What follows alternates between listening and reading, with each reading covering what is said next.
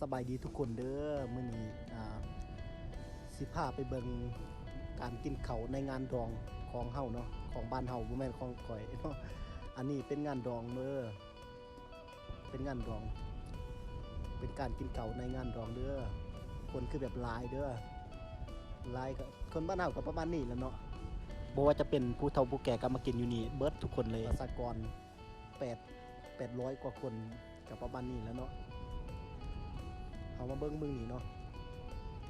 อยู่แคมป์ทางแบบนี้เลยอันนี้คิดว่าจะเป็นหม้อแกงเนาะหม้อต้มว่าซั่นอันนี้ก็จะเป็นทีมงาน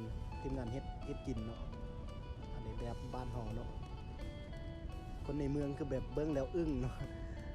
อันนี้ก็จะเป็นข้าวเปียกบัดนี้ก็เริ่มตักแล้วเด้อเริ่มตักให้พี่น้องบ้านเฮาได้กินเนาะอันแมวมาก็มากินน้ำเนาะอันนี้ก็จะเป็นเศร้าคูเด้อเศร้าคูบ่ได้สนใจกับทักไปเบอร์เพิ่นเนาะเพิ่นยังโสดเนาะ ผู้สาวกับแบบลายเนาะ